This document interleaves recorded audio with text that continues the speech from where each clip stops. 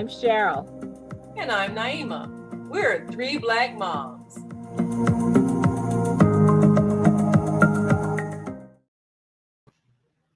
Okay, let me start this story by telling on myself. As the parent, and we were older parents of a single child, we became, and I know I did, all the things that we used to make fun of. Sarah had lots and lots of toys, and all her toys were loud. I never got the riding toy that she could just make little sounds by herself.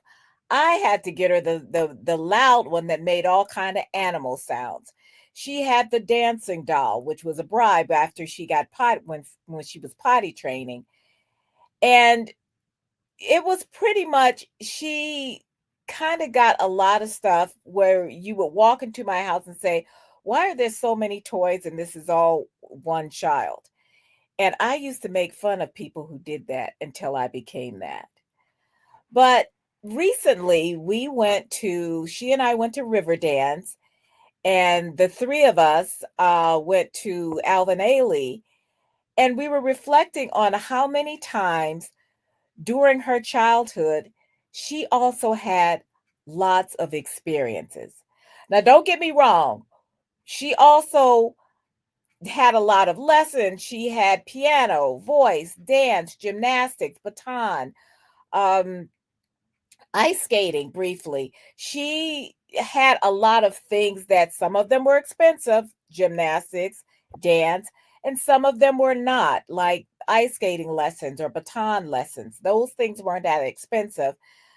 But what she was talking about last week were all the times that we went and did things with her. And I asked her in preparation for this show, well, what do you remember? What did you like about those experiences? And she says, well, Dad used to take me to a lot of parks, and I like that because she said, don't let me be a hypocrite because I also got a lot of stuff too. But I used to work nights and Sean worked days. So when I would pick her up from daycare and bring her in sometimes, or before she went to daycare, I would bring her into work and he would take her home. And a lot of times he would stop by different parks on the way and let her play, blow off some steam. And she remembers those things fondly. Now she's in her mid 20s now, but I think that there are just a few toys that she remembers. Maybe the the Game Boy that we got her for when she was traveling, and she said because we didn't she didn't have a tablet. She was a little before the tablet kids. But sisters, I want to talk about all the things that we can give our kids that aren't expensive toys. And sometimes it's just spending the time with them. And that's what she remembers. And even now, that's what she wants to do. She wants to spend time with us. Yeah, I think The that is experiences that's the most. stay in your mind forever. I look back myself and I'm remembering every summer, Mama and Daddy took us to Riverview, and Riverview. those rides were so much fun. And I remember seeing Aladdin's Castle and wanting to go in there, and Mama would say, "No, you're too young. When you get old enough, you can go." And then I remember the year that Mama said I could go to Aladdin's Castle was the year that they tore Riverview down. And I was so disappointed. And there are just so many things that we did as a family. You know, that line, "Are we there yet?" Well, we would go down south to Grandma and Grandpa's house in Alabama and West Virginia and be on their farm and try to chase down the kittens and the great breakfasts that Aunt Annie B made, and watching Daddy come back from the lake where he had been fishing and bringing home all these fish. And I remember him being scared of turtles. And those days just have such fond memories. we did stuff.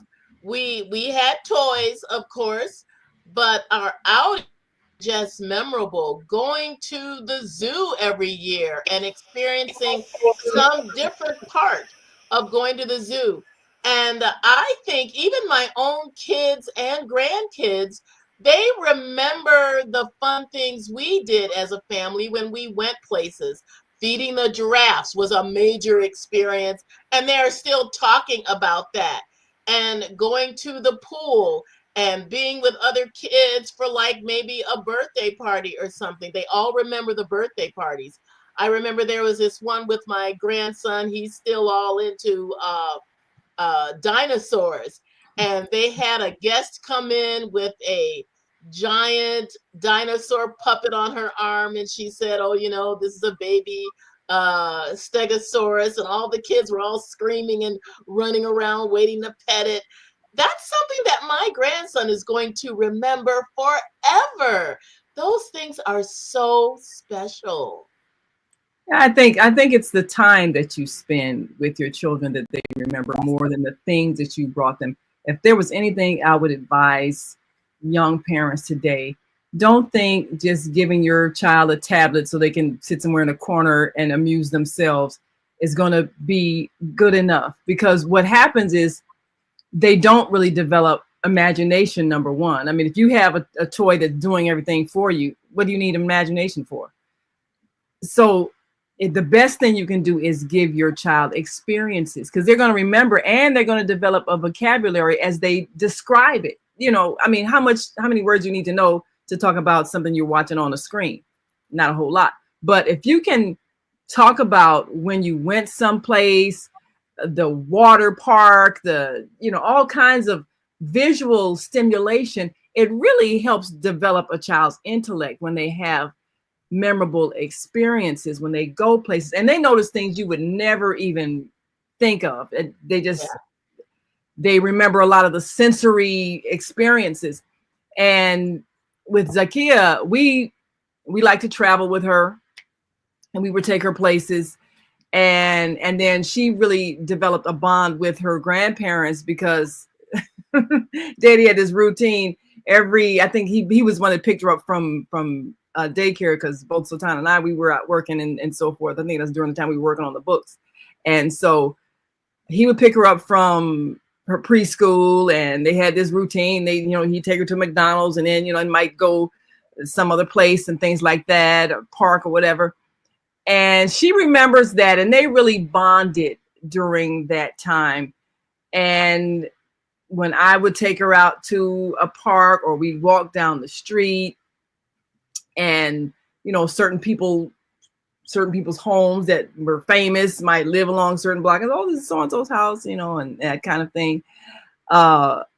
So she remembers the time spent. And then when we went to, in her school, Betty Shabazz International Charter School, they did a lot of creative things. They had sleepovers. They had a sleepover I think it was at the Museum of Science and Industry one time. Yeah, that was different. They had a sleepover at the school where they did a lot of games and all kinds of, activities there, and a lot of parents were involved. So she had a rich childhood of travel to different places. When we would go to our annual, religious conventions and go to different cities, and went to Philadelphia, went to, we had friends that we go visit. They lived in Wisconsin, Milwaukee. So I think when she remembers childhood experiences, it was more of the time spent, more of the people that you go to. But Chicago has got so many things to do. And I know the same thing. Well, probably, sure, you're probably just like I am. You don't do the tourist things in your city until somebody comes to visit. So we would do the tourist things, and somebody that didn't live here would come to visit. Take them to Sears. Well, it used to be Sears Tower. It's going to always be Sears Tower. Willis Tower. But Sears changed it back. It is now Sears Tower. Oh, did they change it back? Yes. They called it Willis Tower, I'm sure. Willis wasn't working, yeah. So, yeah. So, taking them to the top of that, the different things that they would have. They've got boat rides here. So it's all kinds of activities. And then the museums that are just world famous. I think every school, if your school's worth anything, you're going to take your children on field trips to all these world-class museums that Chicago has. So I think parents should also do that. Don't wait for the school to do it, because you can do it as a family, and it has more meaning. Because when you go to school, you got to go through the whole discipline thing. Okay, you walk this way, and you can't really dawdle and everything. But when you go as a family to these museums, then you can take the time, you can look at the exhibits, you can talk about it, you can sit down and eat lunch at the different places, all kinds of things that you can't really do in a relaxed manner as much at school. So I think parents, even whatever city you live in, get to know the city and take your children to the historic sites, take them to the tourist spots, talk to them about things, let them explore, let them think about history, make it fun. It's not as fun when it's just a school trip, because it's a school trip, even though they like to get out the school building, but still when it's a family thing, they remember spending time with their family. And this is the thing, is that I would encourage people to do. And Barbara, you can back me up on this, because when you were living in Chicago with your kids, you would get passes from the library to different museums. And the reason why I bring this up is because I don't want to sound elitist, because museums can be very expensive. And I know that. And it was easier for me because we were both working and we were older parents and we were pretty established. But a lot of times, if you have more than one kid, it gets expensive. Well, spend a little more money, just a little bit more money, and it may be $200-300. And that's a lot of money. That's a lot of money. I'm not going to lie. But if you can get a membership to those museums, especially something like the Children's Museum in your town, if you have a town children's museum, get the membership, and then you can take your kids anytime they want to go. If you have an aquarium, if you can spend a little bit more money, save up, spend the money, museums, art museums, things like that. Sometimes it looks like, oh my goodness, this is just like so much money to spend at once. But I encourage you to do it if you can, because sometimes it's $30 or $40 just to get in for that one time. So if you spend a little bit, almost as much as you would spend for one time with like 2 or 3 kids, and you get a year's membership, you can go as much as you want to. And it's nice, and they have different, and I know the Museum of Science here, they have a lot of different programs. I used to belong to just about everything. So because I just wanted to have something to do other than having her sit in front of the TV. And so, not that we didn't do that too. But there are some days when you just need to get out of the house. Everybody goes to the aquarium when it rains for some reason. I don't know why. But you can also go surrounded by water. Yeah, you come out of water, go and look at some water. Yeah, to go look at some water. So, but you can go to the Museum of Science, and they always have special exhibits. You can go to the Children's Museum. You can go to the aquarium. If you have other museums, I know Chicago has a ton of museums there. If you live in DC, like we're planning on going to the African American Museum, assuming that it won't be destroyed when you get there. That's a whole nother show. But take the time to. They're not gonna hurt DeSable. Well, one of the things that I think is important for parents to do is to take those trips to the nation's capital. You all, when you were going to Shoop, I believe they had the trip to you all to Washington D.C. I think children should go to the nation's capital. I think that's that's history, and there's a lot of things that you can learn from. I mean, it feels more real when you're studying government and all of that, when you've seen the nation's capital. Even going to Boston for the me and Zaki used to go to Boston all the time for 4th of July. But you kind of absorb a lot of history, even being in a city like Boston for the 4th of July. And I have up on the screen here, for those who are in Chicago or going to visit Chicago, the free admission days for a lot of the museums. And I think, of course, I've been to every last museum. But there are also a lot of free things that cities like Chicago have that you'd be surprised because you had, and I remember one year, I think Zakia was in college by that time, but it was great because Stevie Wonder came and did a free concert out in Grant Park. I'm like, what? So, you know, it was one of those things. I think it was I don't know if it was Push that sponsored it, but it was some major thing. And he came and I was surprised because like her and her friends, they singing along with the song. I'm like, how y'all know the words?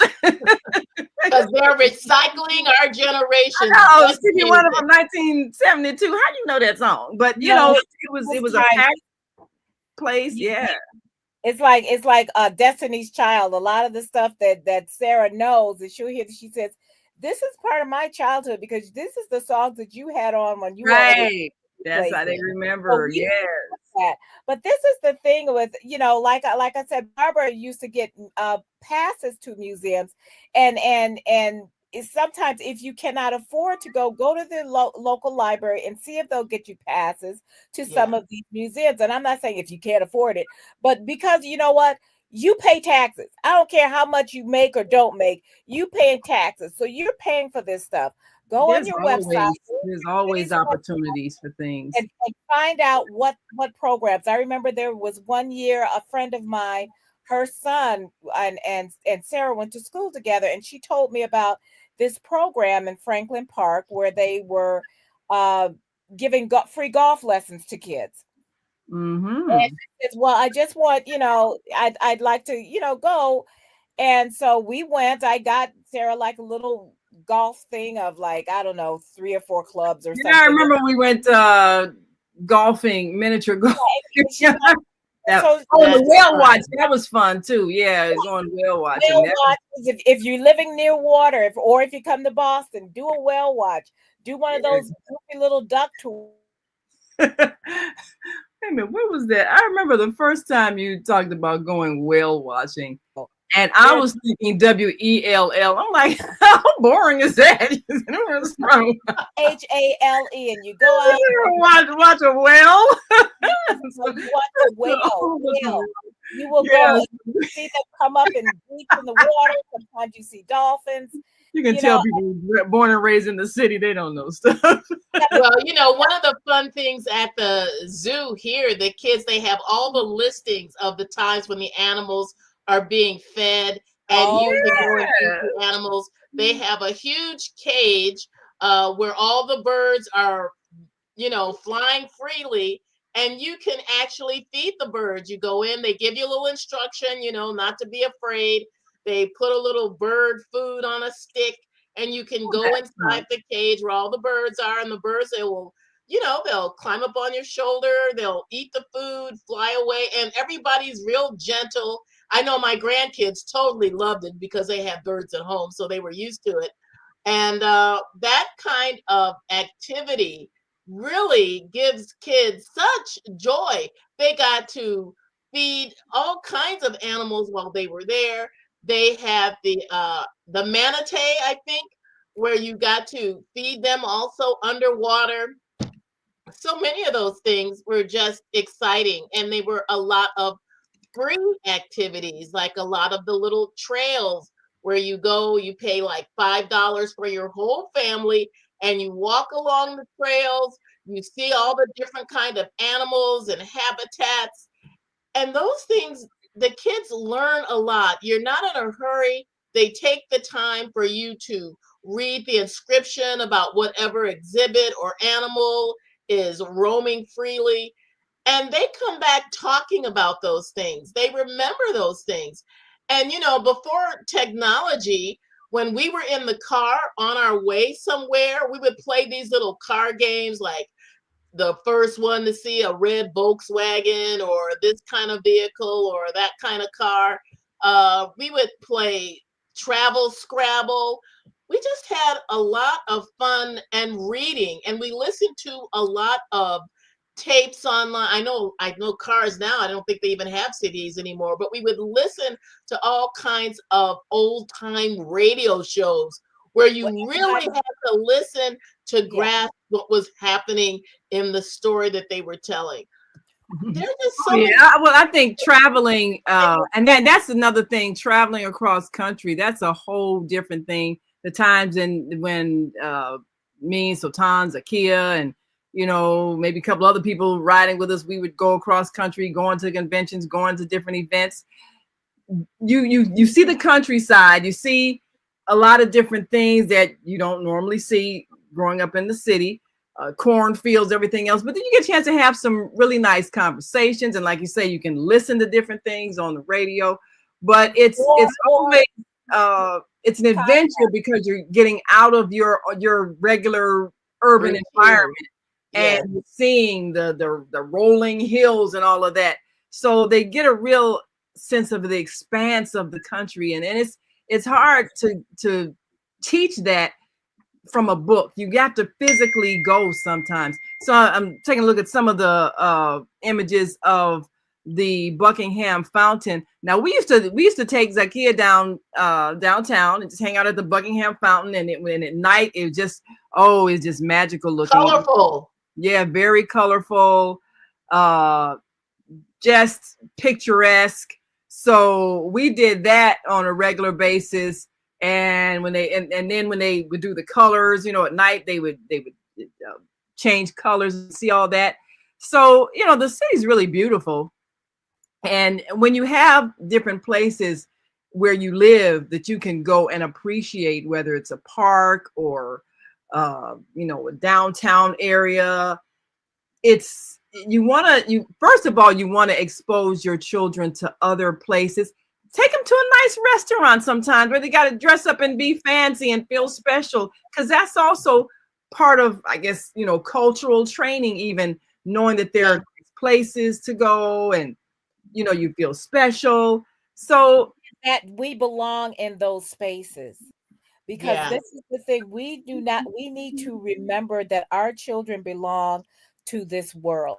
We are people of the world, and there are no places that we should not be able to go. Find some place that is welcoming, and and then put on, and it's kind of fun. And like I said, well, food's expensive now, so but you plan for these things, or you just go to a nice sightseeing, or just go to a nice window shop, whatever you need to do, just to let our children know that our children belong here, because we have to give the talk so soon of don't do this, don't do that, don't touch anything, don't ask for anything. I mean, we got all those old school things.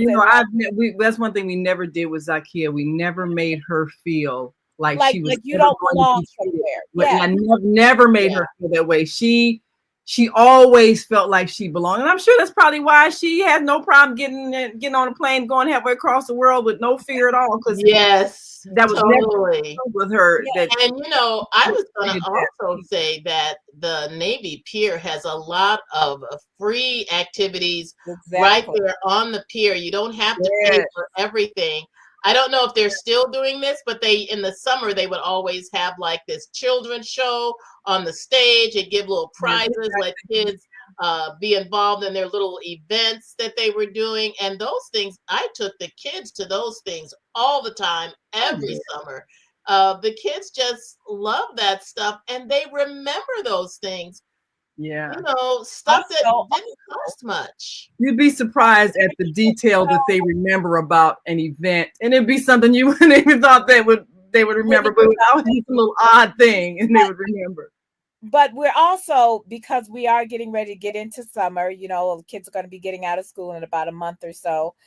And remember, your local Y may have different programs.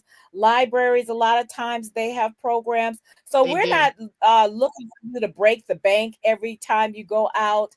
We're looking for, we're just saying that explore some of those things that they can go and, get an ice cream afterward. The park that has the sprinklers, have them get in their bathing suits, grab a towel and have them go and get wet up, those kinds of things. A lot of places have those, and we have just gotten so used to feeling like, oh, okay, you got this, sit down, watch something, don't think about this. And a lot of times you're not even thinking, because if you're tired when you come home from work, and Sarah said this, she says, I don't see how in the world you all did that, because when I'm out of We're work, I am energized by our yes. But youthful children. we were older parents, and I did not want us to be old parents for her. Yeah. So, yeah, Sean would get off of work, and he's done 8 hours or so, and he still had to take her somewhere. So he'd take her to the park. Then she'd go to 99 restaurant and sit and do her homework, and had her favorite waitress, and the whole thing. So we weren't big cookers, and I still ain't. He still does more cooking. But But those things that you remember the times, you remember maybe the time you did do a cookout in the backyard, or you remember, going to a friend's house for a cookout. You remember, all kinds of things. The thing is, they remember the times that they laughed. That's what impressed remember when they me. laughed, when they And Juneteenth is coming up. A lot of neighborhoods have special events for Juneteenth. I know here in Florida, they have like the market space where you can go. You see all of the different activities that are available for kids to participate in. Something as simple as face painting, because I've done face painting at these events, and the museum that is attached, where you see all of the historical African American inventors and physicians and architects. All these people are just lauded, and it's highlighted during the Juneteenth celebration. And it isn't just on that one day. They make it be a week or two long event, so everyone has a chance to go out and support their local businesses, meet other different entrepreneurs that are starting. I've gotten some of the best jewelry I've ever owned at these Juneteenth celebrations. And these things are often sponsored by different family groups in the neighborhood that have decided to get together to give their kids something different and unique and special during the summer months when they're out of school, and they want to give them some kind of routine that gives them good memories of their times at home. They're good memories of their times being out of school, things that they do that they don't ordinarily get to do. Yes. Yeah, that's true. Now, one of the things that you mentioned, Juneteenth, of course, we have the world famous DuSable Museum of African American History here, which I think is definitely a must. People should make sure their children have some wholesome history, especially if they are able to go and see some of the exhibits. And we of course do a lot of events at the DuSable Museum, but also that's a place that, well, we've done book signings there because they've carried our books, but they have a lot of special displays and events, performances, and even the grounds there. They have the African Festival of the Arts in that area every year. So a lot of different neighborhood festivals that go on, a lot of vendors, a lot of cultural things. So I think people, like you say, you can always go online and look and see what is happening in your city, so that you can take your children out of the neighborhood sometimes and see something else, meet some different kinds of people. They can learn some things, and they can experience history in a lot of these events. So, I think parents have to kind of see what's going on. Like you say, the summer's coming up. A lot of different things you can do. Do not have your children just sit at home and watching TV or sitting in front of a tablet. Do not do that this summer. They need to get out. I want to jump in because we do have to go. But I want to say also consider maybe a block party.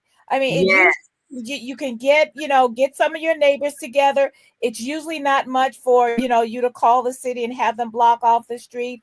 Have maybe a bouncy house. Sometimes that doesn't cost that much if other people pull it together. I used to get a bouncy house when we used to do church activities, and it'd be like 200, 250 or something. Things like that. The kids like, you just go out, make it safe for them to go out in the street. But like I say, I know we're out of time, but I just want to say, your kids want to spend that time with you, and you want to spend your time with your kids. So let's not think that it's always about money or things. Sometimes it's time and experiences.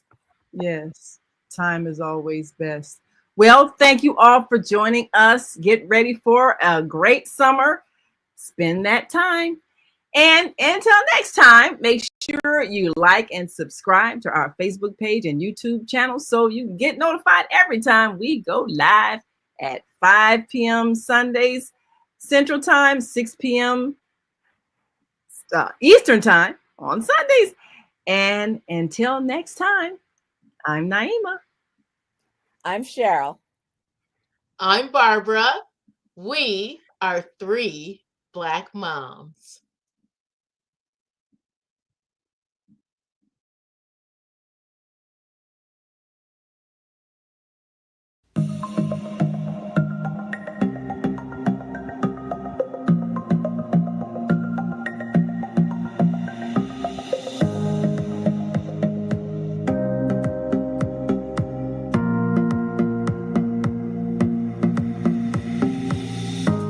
Hi, I'm Barbara. I'm Cheryl. And I'm Naima. We're 3 Black moms.